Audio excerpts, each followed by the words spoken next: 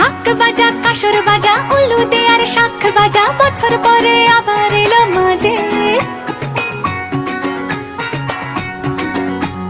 পুজো পুজো গন্ধ নিয়ে নতুন গান